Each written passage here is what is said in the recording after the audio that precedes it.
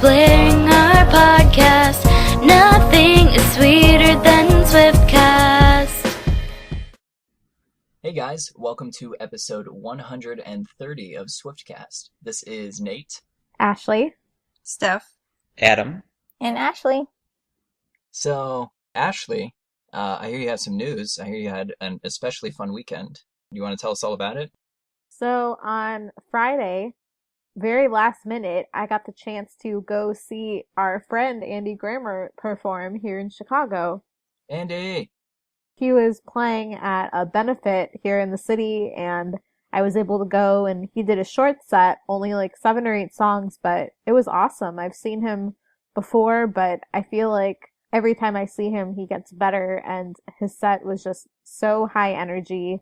It was really, really enjoyable. I think everyone at the event really loved him, and I got the chance to meet him after the set, and he was just as cool as when we talked to him on the show, so it was just a great experience. if you haven't listened to that episode, it was right before we did episode 123 back in September. And he was really awesome to talk to just on Swiftcast, so how cool was it to talk to him in person? It was very cool. He, kind of like Taylor, is just very approachable, very easy to talk to, treats you like a friend, and it was just great. What you see on stage with him is exactly what you get when you meet him in person. I'm so glad. That speaks like to Taylor's character too. She picks artists who are also like her, just very genuine. What was your favorite song of the night? I loved every song. He played mostly a lot of his biggest hits and newer stuff so that people would know it.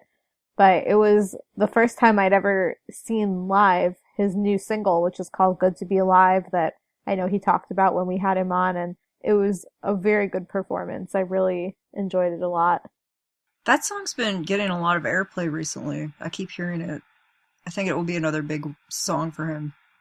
And when we talked to him on Swiftcast, it was right when he was about to start Dancing with the Stars, and unfortunately he was just eliminated, but he went pretty far, and you can see, watching him on stage now, how much of the dancing he picked up and still remembers, because he really was just using the entire stage and dancing a lot. And in the past when I saw him, he would usually more stay with his instruments, but he was really just very entertaining, and the whole set was great.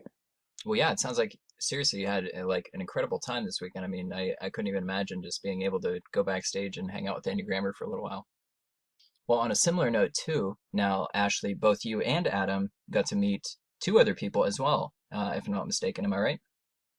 Yeah, on Saturday night, so the night after Ashley got to meet Andy, Ashley and I went and saw the country duo Maddie and Tay. And if you're not familiar, they are part of the Big Machine family. They're signed by a record label called DOT, D-O-T, which is under the Big Machine label group. And they're an up-and-coming duo in country music. If you follow country music at all, they just won this past week their first CMA award for Video of the Year for Girl in a Country Song, which has been a really popular song over the summer and for however long it's been out. But we got to see them perform, and I thought it was really good. I thought it took me back to Taylor's country roots, because they're very much country with their guitars, and it just reminded me of a very young Taylor. So it was a very cool performance. So then you guys were able to meet them afterwards, am I right?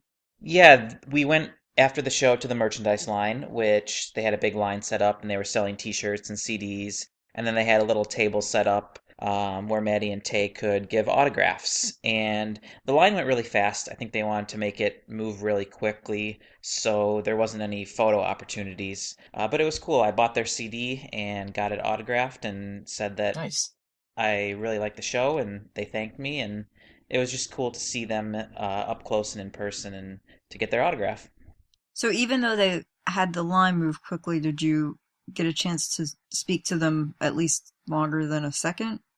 Not really. I basically just handed them my CD, told them that I thought the show was great, and they signed it and said thanks for coming out. Thanks a lot. We appreciate it. And then that's about it. So it really was really, really fast. I wish we could have spent more time, but they were really pushing the line through quickly. Was the line pretty much everybody who was at the show? Well, Ashley and I were very close to the front, and we had to wait for a little while after the show till they could, change or whatever they had to do after the show. So we waited for a little bit, and we were very close to the front of the line. And from what I could tell, the line behind us was really, really long. I couldn't see the end of it. Wow. Because the venue only holds, what, about 1,000 people maybe? Maybe even less. Yeah, it's pretty small. But it seemed like almost everybody wanted to meet them. Well, it's nice that they do that, sort of like Taylor did when she was starting out. I think being on the Big Machine label, they probably emphasized that it's important to meet people to make them fans for life rather than just going to one show.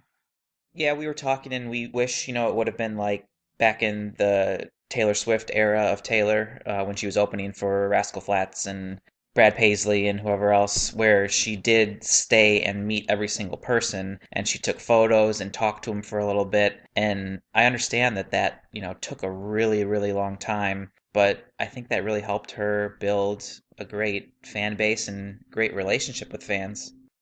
Oh, yeah. One of Taylor's greatest quotes that I think can apply in all life situations, if you're looking for a job or anything, is she said somebody told her, if you want to sell 1 million albums, you need to meet 1 million different people.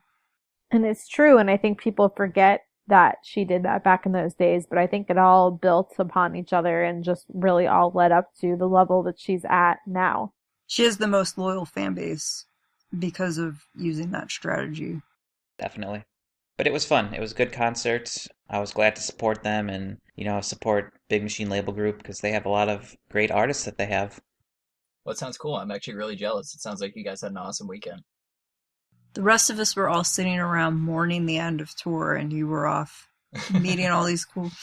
I was still doing that even while doing these things, and will continue to do that. It's funny because, you can fill your schedule with all sorts of stuff to try and distract from the fact that it's over, but nothing helps. Nothing. It's just not the same. No. Well, depressing notes aside, to cheer you guys up, we have some of Taylor's older tweets for you guys.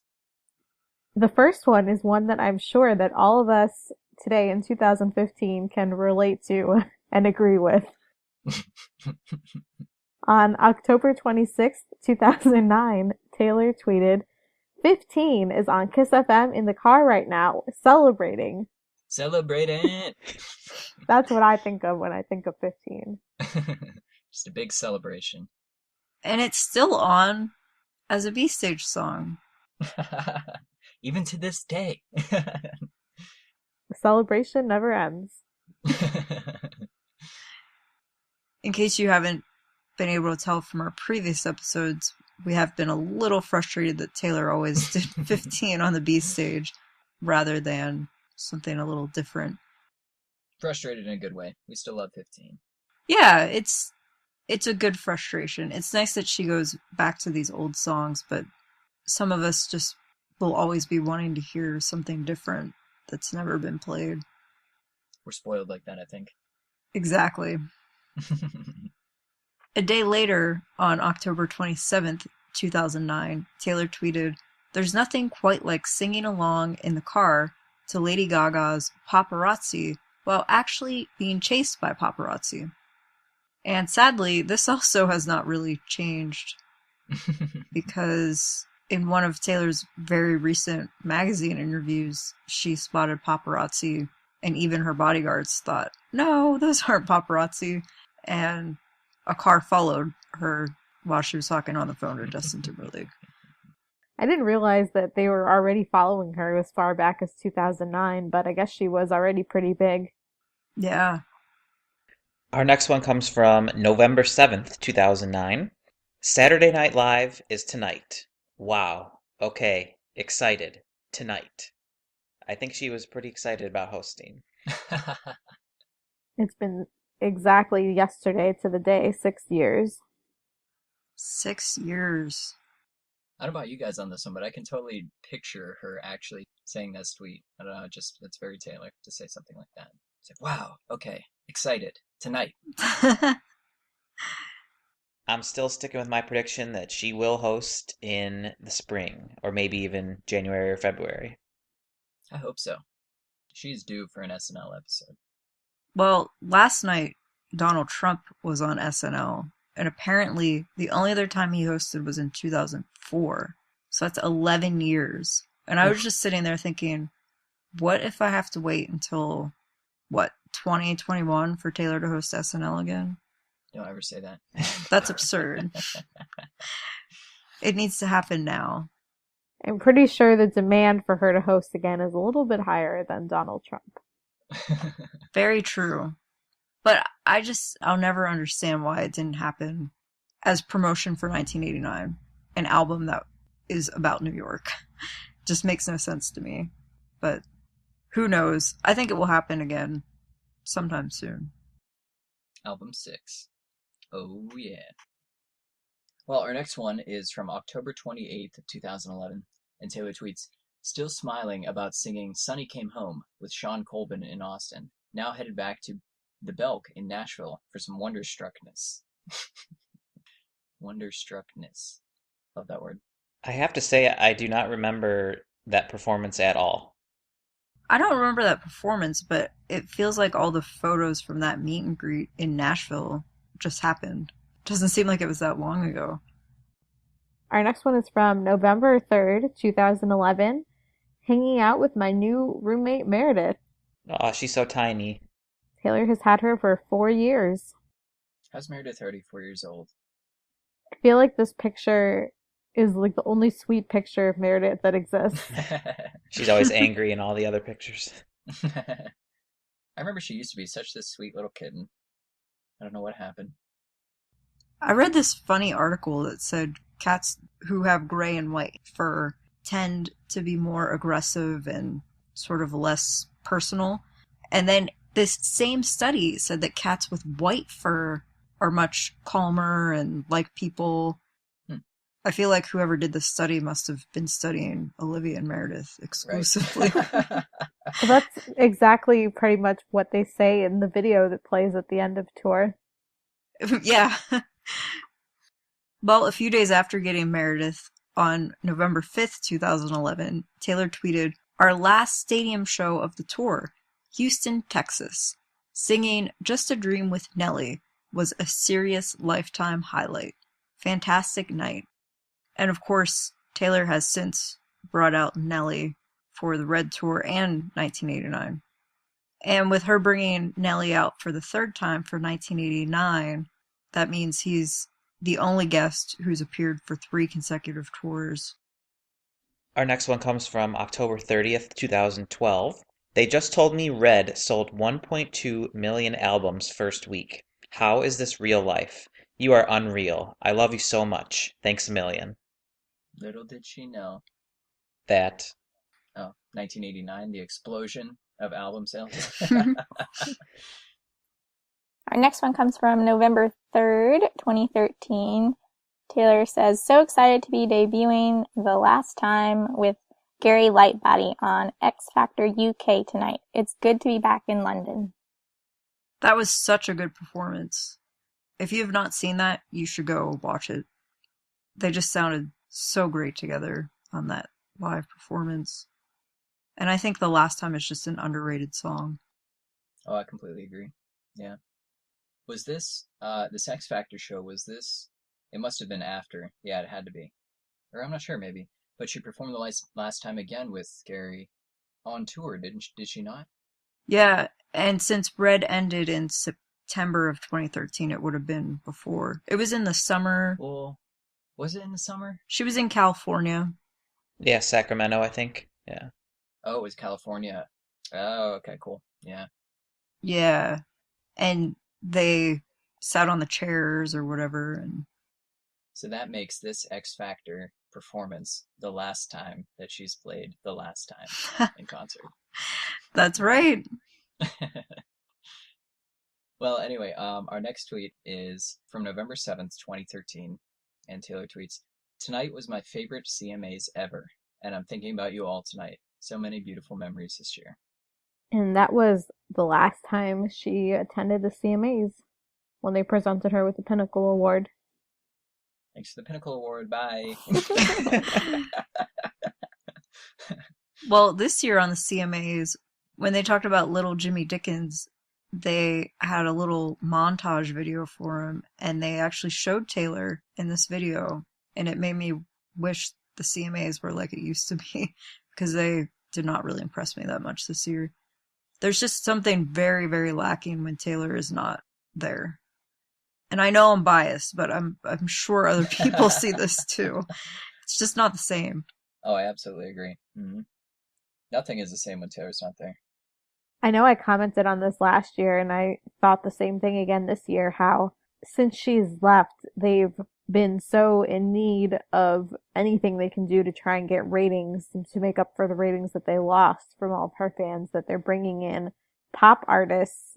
I know last year they brought in Meghan Trainor and some others. This year it was Justin Timberlake, because they need something to try and draw in the mainstream viewers, because all these millions of people that probably tuned in just to see Taylor don't need to watch now. Yeah, I didn't feel the need to watch. I really just had nothing else to do, so I turned it on. And I was just so disappointed. It's just not good. It was just the thing that struck me about it was that the general public seems to be fine with these people appearing on the CMAs, but when Taylor was still there, all the people kept saying was how she's pop, not country, even though that wasn't entirely true. Funny how the tables have turned. That's completely true. Justin Timberlake's performance has received widespread acclaim. It was all over the news, just everywhere. Whereas anytime Taylor was on there, people just complained and complained. I don't understand.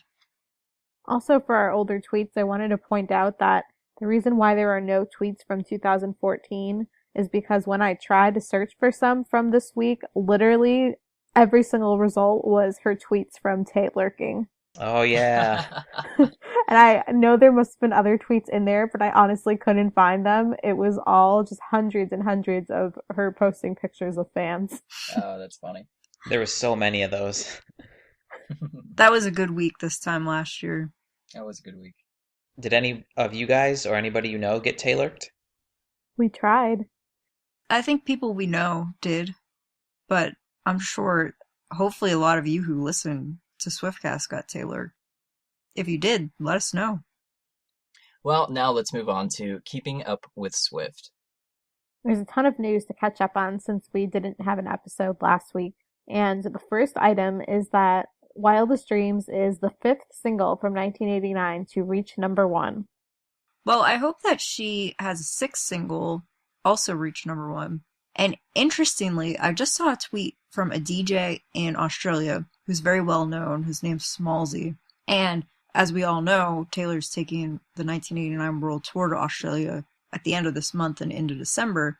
And apparently he's been playing Out of the Woods a lot on his station in Australia. And somebody tweeted him and said, Smallsy, are you trying to give us a hint that Out of the Woods is going to be the next single? And he replied with this winky face. So he's a big radio DJ. I feel like he's in the know. And my gut was that New Romantics would be the next single, but now I'm wondering if maybe Out of the Woods will be. Taylor posted a video of her doing an acoustic performance of Out of the Woods, which we're going to talk about later in the main discussion. But so now I'm wondering, could you see Out of the Woods as being the last single with a tour video? I don't really think she's going to release a 7th single. I feel like the next one will be the last. Yeah, I mean, now I probably wouldn't have pegged it as a likely option, but now that I think about it, I definitely can see it being the tour video, which kind of is a little disappointing because I feel like it could have had its own really good music video with a story. It really could have. But I would be excited to have Out of the Woods as a single because, like Wildest Dreams, I feel like it's just very different from everything else. Yeah, I agree. I never thought she'd release it as a single because she had released it as one of those iTunes pre-singles almost for 1989, if you guys remember that. So anyway, I never thought she actually would, but I could totally see it as a tour video as well. I think it would make a great tour video. And I think, honestly, it would do very well in pop radio. Yeah, I always thought that this would actually become a single, because before we found out Wildest Dreams was going to be her next single, I actually thought it was going to be Out of the Woods. While I agree with all of you that I think Out of the Woods would make a great single, and it's such a great song, and I think it would do really well as a single, I have to disagree in that I don't think it would make a good tour video. No? No, why do you say that? I'm just picturing like, scenes from, say, Welcome to New York or Bad Blood or I Knew You Were Trouble with the backdrop of Out of the Woods. It just doesn't seem to fit for me. That's true. I know it's tough because, for example, for the Red tour, Red was the song for the tour video, and I felt like that's the type of song that, you could put all those different visuals in from different songs. And I know it's hard to explain, but I feel like Out of the Woods is such an epic, such a great song that putting other songs' visuals to it doesn't fit. Well, because Out of the Woods is really a story. It's one of the songs on the album that really most resembles a story. So I see what you mean. It deserves to have an actual video.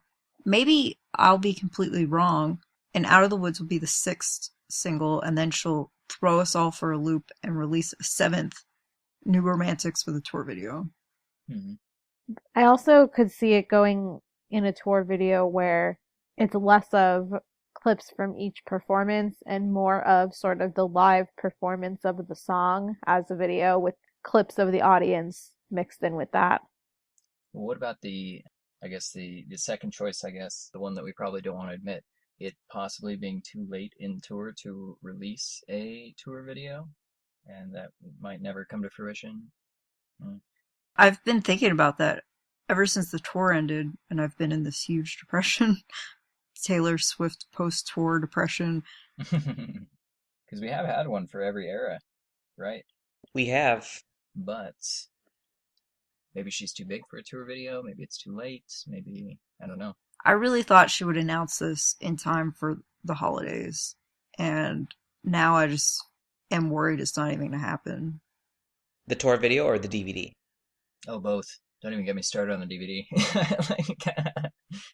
Here's my optimistic side, thinking maybe we won't get a tour video because we will get a full DVD. What if you get a tour video promoting the tour DVD? I'll take that. Just like the best of both worlds. Because on Speak Now, even though there was a DVD, there was also a separate tour video of Sparks Fly. Right. Correct. I care more about the DVD than a tour video. Same, definitely. Me too. I kind of feel like they're waiting for all these shows to be over in December because on the Red Tour, it was all stretched out.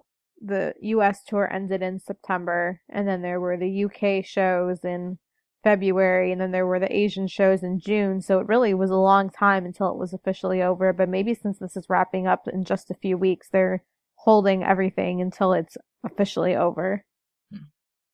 Well, and I said a few episodes ago that I was hoping maybe Taylor would perform at the Super Bowl. If she did perform at the Super Bowl, it would be good promotion to tie those two things together. I hope Taylor never performs at the Super Bowl. Well, I've been hearing that Maroon 5 maybe is going to be the one performing.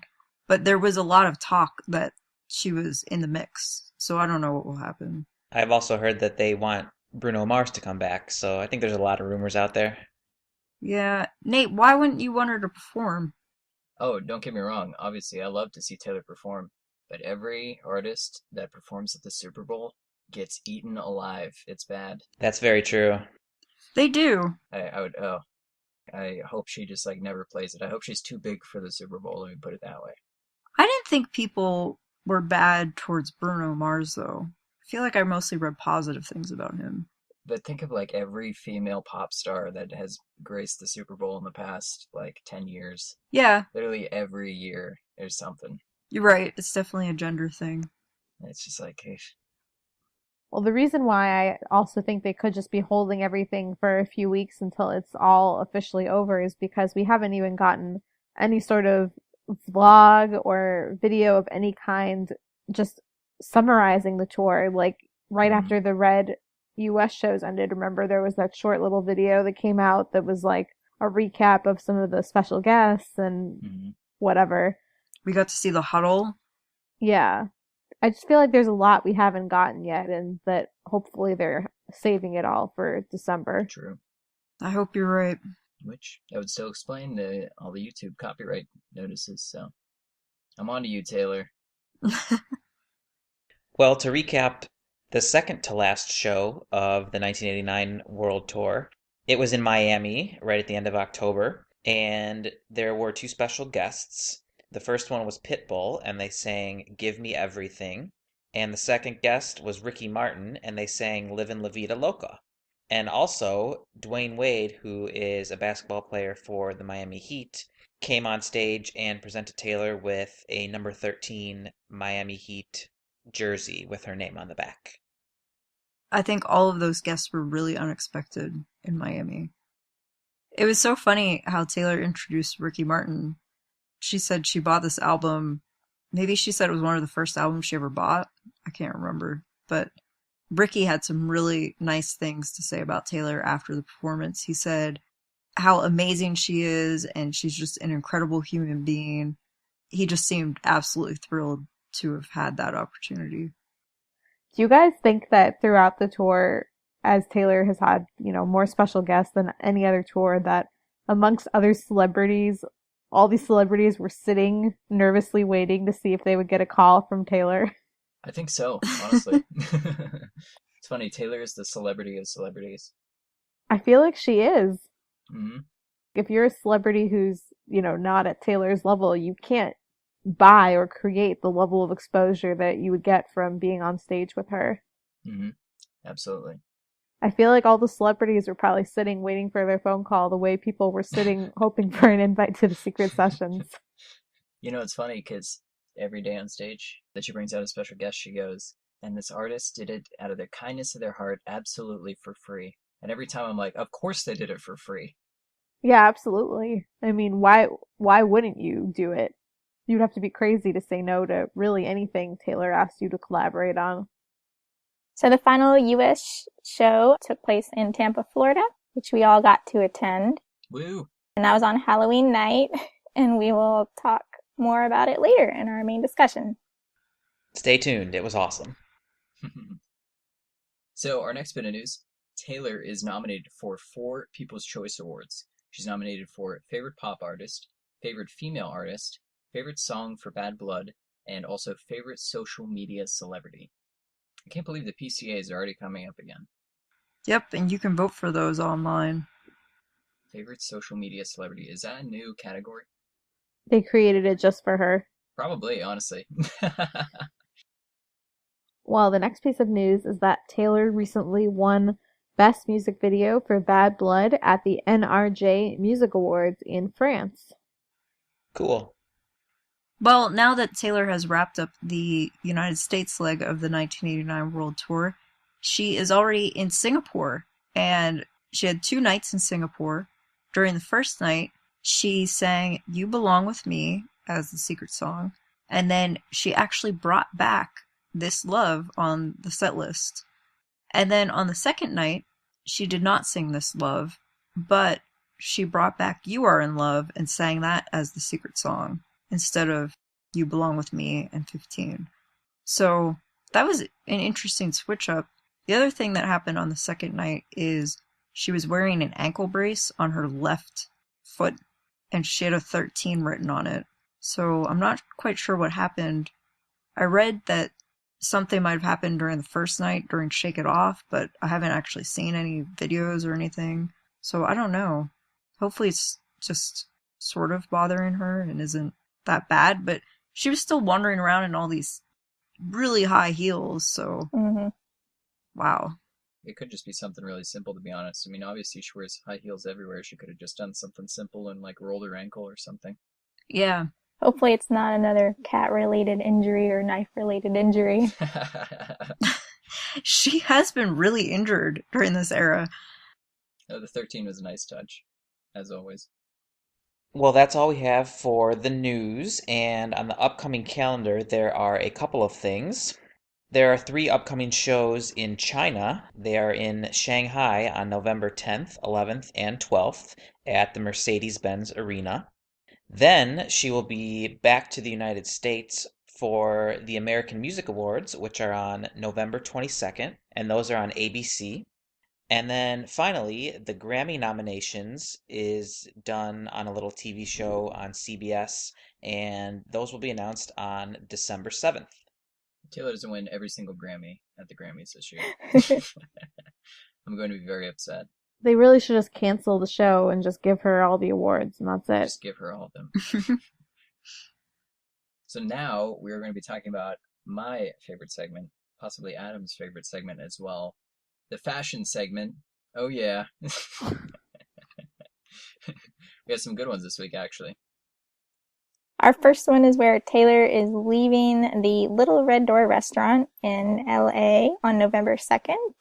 She wore a David Coma macrame sleeve caddy mini dress, which is $1,815. Christian Louis Vuitton Nicobar black suede heels, which are $995. Christian Louis Vuitton Rugosemi small clutch, which is $1,095 in leather. And then a Burberry Sandringham mid-length heritage trench coat, which is $1,795.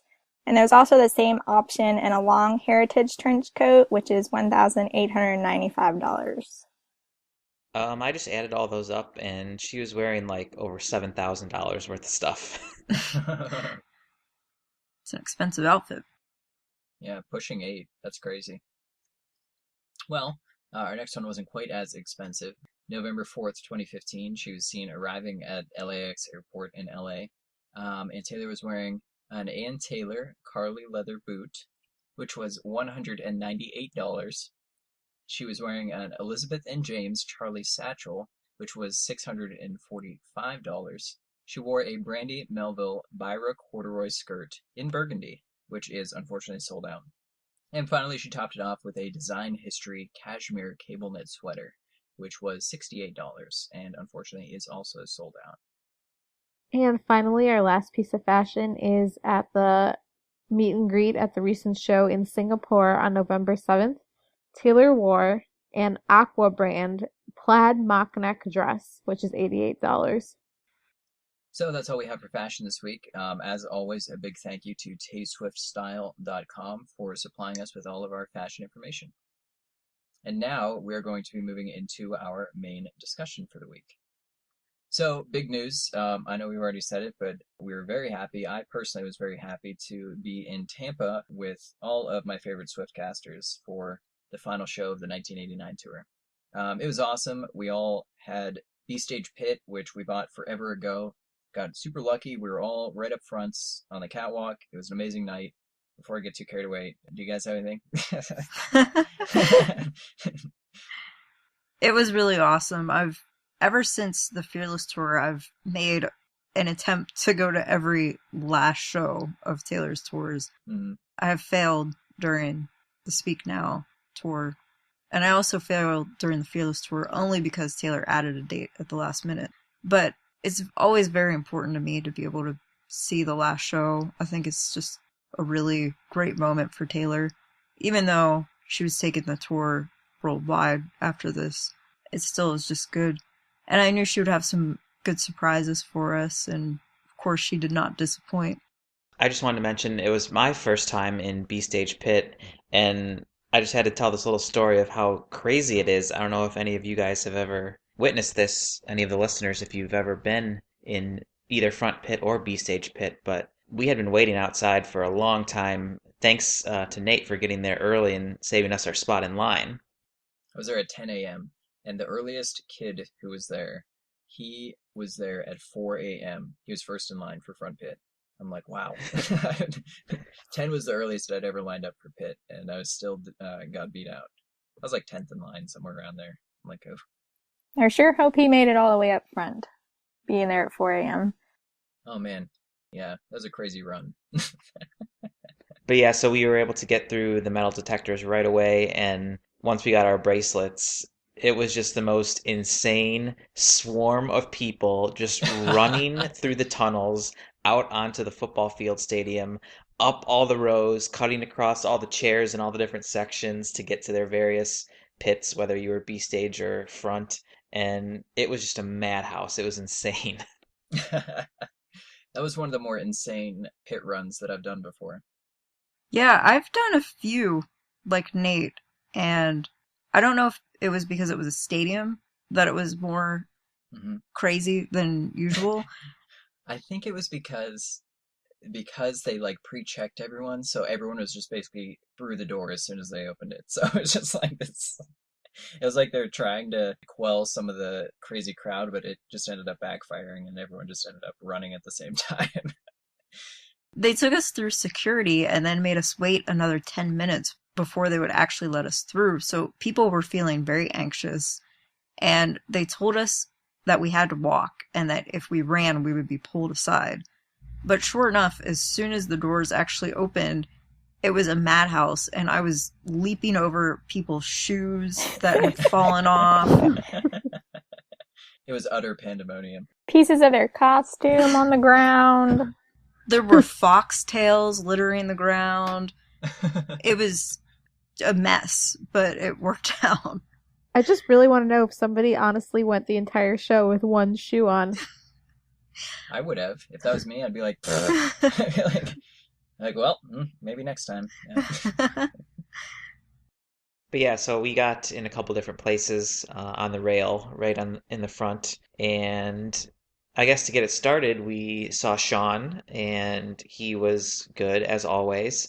And then kind of our first surprise of the night came when Vance Joy took the stage, and he was dressed as a pirate. Which I did not notice at first. You didn't? I was so caught up in the music, and then he told us that he was dressed up as a pirate, and then I was like, oh my god! Because I was so just like struck. I was watching Vance, he was playing, his new music, and then he's just like, well, I don't normally dress like this, but I'm dressed as a pirate. I'm like, Vance! Oh my god! And then his drummer was dressed as a banana, and his guitarist was dressed as a jailer. I can't remember who the other guy. Oh, he was like a woodland creature. I'm like, oh my god. And then it dawned on me it was Halloween. It was just the craziest weekend.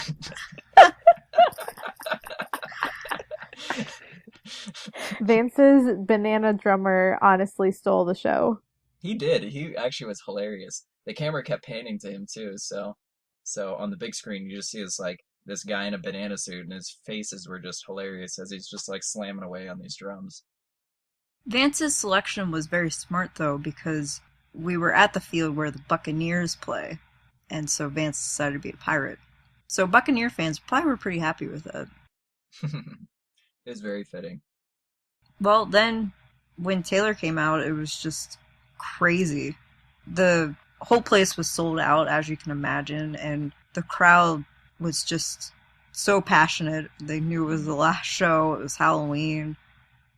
Taylor just did awesome, like usual. And Taylor knew it was this awesome, like, super crowd of Swifties, because a lot of Swifties had ended up traveling to be at this show, obviously, for this last show. And she recognized it. I think she called us a super crowd.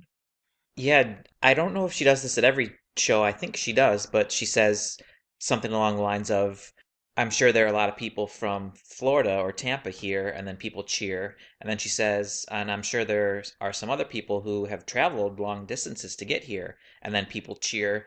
And I feel like the cheer for the people from out of town was way louder than the cheer from the Florida people. Oh, yeah, it was. Oh, yeah, definitely. And I read that there were so many fans and people that came in from all over the world that they brought in collectively $10 million in just tourism and hotels and all sorts of things to Tampa. Wow. For one night, $10 million to the city. That's a lot of money. I don't think in my entire life I'll ever make $10 million. Well, I think Taylor recognized that so many people were excited about this being the last show, and she had some great surprises for us. So the first guest that she brought out was Alicia Cara, and they sang her new hit Here that you guys may have heard on the radio. So anyway, yeah, she brought her out and she did a great job. Taylor was very into it too. She took over some of the rapping. Rapping? I don't really rap. Hopping. Yeah, it's somewhat like a rap song. Yeah, it's kind of like a rap song. Yeah. Hip hop, I guess. Hip hop would be a better way. Anyway, but yeah, she's been very big on the radio lately, so that was an interesting surprise. Yeah, actually, I had never heard of this song before last weekend, and now I keep hearing it on the radio. It's very much like the Weeknd song, I Can't Feel My Face. When I was at MetLife, I never heard the song, and then it just blew up after the Weeknd performed at Taylor's show. Yeah, I had no idea who the Weeknd even was, or how he spelled weekend. Yeah, me too. So I think this song is about to blow up, for sure. Yeah, I actually heard an interview with her with Alicia Cara on the radio, my local radio station, and I believe she's from Canada, and I've actually heard that song multiple times. I've been hearing it for the past few weeks, and as I was listening to this interview, just a thought popped into my head, just saying, you know, I could possibly see her be a guest on, you know, one of Taylor's shows for the tour, and sure enough. Wow, that's a good prediction. I never would have guessed this surprise at all. Well, she did tweet about her at least once. She tweeted about her EP a couple of months ago, and I don't remember if she was on that playlist that Taylor posted also, but I know that she's basically hinted at her before. But as much as this was a surprise, I don't think any of us were prepared for what was coming afterwards.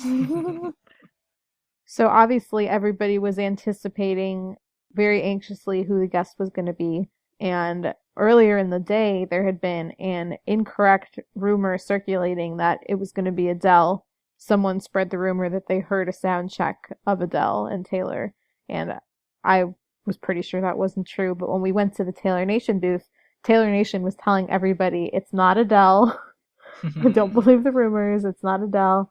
And so I asked if they could give any hints of who it was, and they said the only thing they could say was that it was very inspirational and emotional. And I had no idea what to think about that, but it definitely was. Well, and even before you get to that, there was a surprise before this guest. Mm-hmm. Yeah, Taylor sort of teased the surprise guest by wearing a specific costume during Style. What happened was first her dancers come out and they're all dressed like reindeer. And I just remember going through the typical Taylor show setup, and I'm just standing there thinking, oh, next is Style. They're going to come out in their suits and they're going to be rolling around on their shoes. And then I look up and I see all these reindeer. And I just was like, what? What's going on? And even when you're at the B stage, it's still kind of hard to see, so I don't think I realized right away that they were the reindeer from Frozen. I just knew they were reindeer. And then out pops Taylor in her Olaf costume, and that was when I realized, oh, this is a Frozen theme. But I still didn't quite put everything together. Did any of you? No. I never pick up on her hints like that. They're just like so perfectly subtle that you just think, oh, it's Halloween? Cool. She must like Frozen. She loves Olaf. Like, yeah, I knew that she liked Frozen because when I was lucky enough to go to the live stream, in her apartment, she has a copy of Frozen displayed pretty prominently under her TV. So I thought, it's Halloween, she loves Frozen, we're close to Disney. This makes a lot of sense. That's pretty cool. Mm-hmm. And she was just adorable in her Olaf costume. And because we were on the B stage, I could see that she had a dress, her usual style dress, on underneath the costume because it was poking out underneath. I didn't know really what to make of that. I figured maybe a guest would be next, but I had no idea what was actually coming. Yeah, I was actually standing towards the back of B stage, and I actually don't remember what I was doing. I wasn't really paying attention to what was going on stage, because right behind us was like the VIP pit area, and Andrea was actually walking through. By the way, she was dressed up as Cruella de Vil for her costume.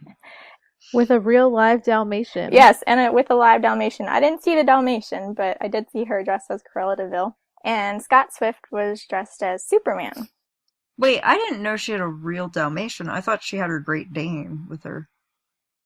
Did she also have a Dalmatian? I thought it was a Dalmatian. I thought I saw a picture where it was white with like black spots.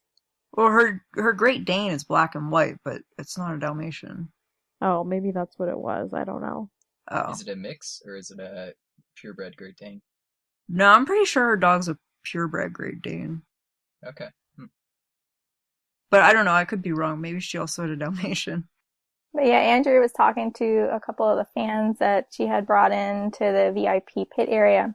And I see her, like talking to them, and she's like, all of a sudden she points and she kind of, turns around, walks away. And I turn around, I'm like, what is she pointing at? And then there's Taylor popping up out of the floor dressed as Olaf. And I was like, oh my gosh, I love it. Like, I don't think that's not a costume I would have expected. I expected her to pop up in a costume at the end and shake it off. I did not expect it for style. And it was just the funniest thing seeing her strut the runway in that outfit. It seriously was. I got some good pictures of that. So confidently. Olaf and high heels, what a combination. So the moment we're all building to, if you guys haven't heard yet, is that after Style, Taylor brought out Idina Menzel to sing Let It Go. Just kind of like popped out of the floor. It's pretty cool. Yeah, and she actually was wearing an Elsa outfit. Mm. They looked perfect together. I just can't even remember what I was thinking. I probably was thinking, is this even real? What is happening right now? Then Taylor threw off her Olaf costume and slammed the head on the ground pretty violently, which was funny. And Idina took off her Elsa costume and had this black outfit on underneath, and they just walked the whole way up the runway. So they were just right there on the B stage. It was crazy. I think this is something no one expected. Absolutely. Taylor just always has a way of surprising us. We always try and guess everything that she's going to do and just never, she always just ends up exceeding everything that we expect. And honestly, I feel like how many times has Idina Menzel even performed that song? And not very many. Mm-mm. No. Yeah, I couldn't see from where I was, but I wanted to ask, did you guys notice if any of the rest of her band or backup singers were dressed up as well? During that part, I don't know, but I noticed at the end that Paul Sidoti was dressed up like Kiss or somebody, I think. Gene Simmons? Yeah, he's a big Kiss fan, but I don't think he had the full makeup on or anything. They were all wearing something. A lot of the dancers were wearing masks of some kind. Hmm. I think was Amos the Flash? I can't remember. Oh yeah, Amos might have been the Flash. I took pictures of all these guys. I don't know. Everyone had pretty good costumes on, though. At the very end of the night, the dancers all wore things. I saw somebody had a Yoshi mask on, and There was a Spider-Man. yes, Spider-Man. I think there might have been a Mario. Somebody had like a smiley face emoji. But Taylor didn't do anything for Shake It Off. And she wore the blue outfit, She did. which I was very excited about. Really, the whole night was just fantastic. The only thing that would have made it better is if she would have done This Love and All You Had to Do Was Stay. But Yeah, I was really hoping she was going to do the full set list, but really overall the night was, as you said, it was fantastic. It was awesome. You forgot to mention the best part, guys. Which was that? Our secret song. Oh my god, yeah. So, duh. So Taylor gets up there and she's like, it was the best year of my life that a lot of people can relate to. And I just really want to sing for you guys 22.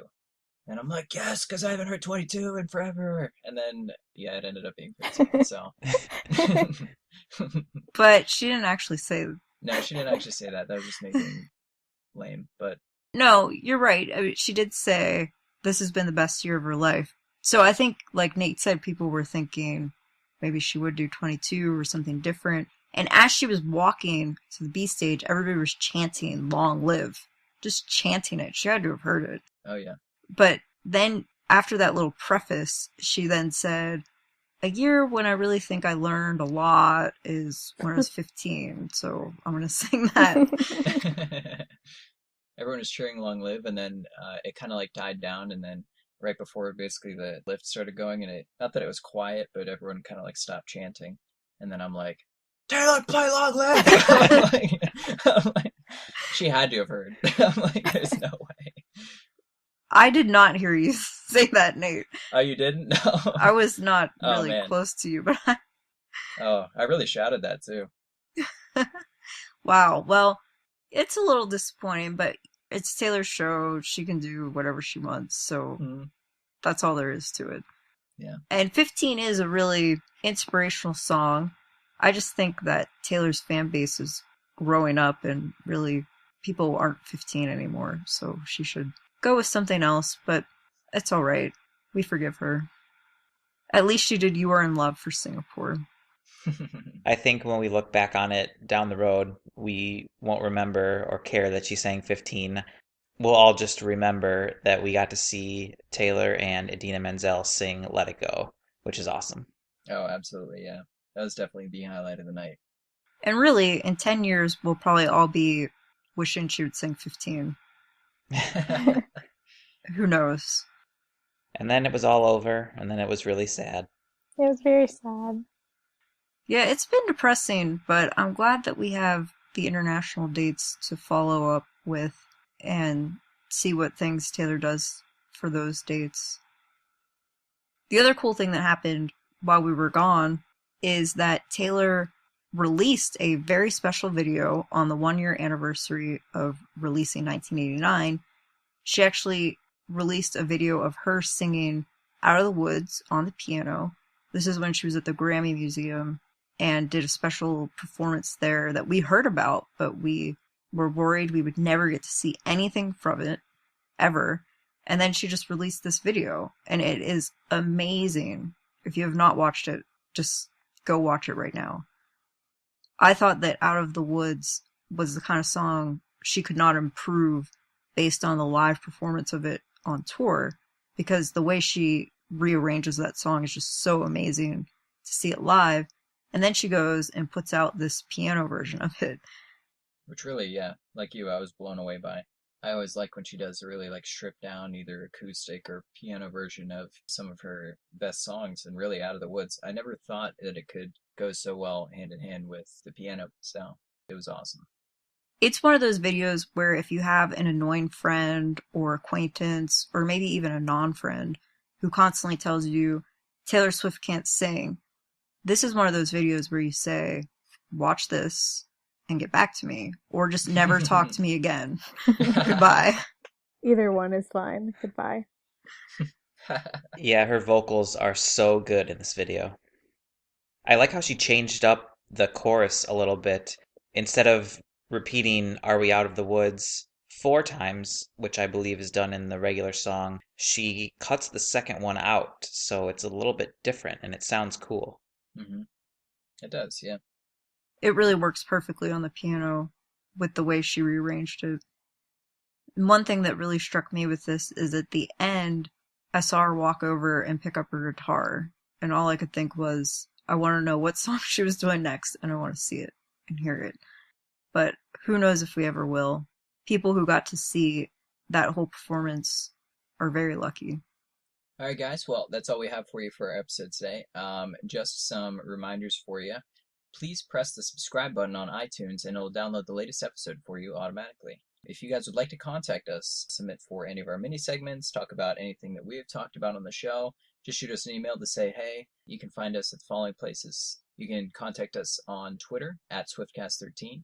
You can find us on Tumblr, swiftcast13.tumblr.com. Find us on Instagram, instagram.com/theswiftcast13. You can find us on Facebook, facebook.com/theswiftcast. You can email us at theswiftcast13@gmail.com. Or you can find all of these also on our website, swiftcast13.com. And just a friendly reminder for you guys, iTunes only shows our last 100 episodes. So if you guys want to listen to any of our older ones, just make sure you go to swiftcast13.com and you can find all of them there. So what do you guys think next week Taylor will do? I think next week, well, Taylor will be in China. I think she will post some kind of picture or video on social media of those waving cats that she did way back in the day when she was vlogging with Grant. Those things are cool. Didn't you say you had one of those? No, I don't have one, but I think I might have sent you guys when I was on vacation. I saw one in a store and I took a picture of it. Oh, that's what it was.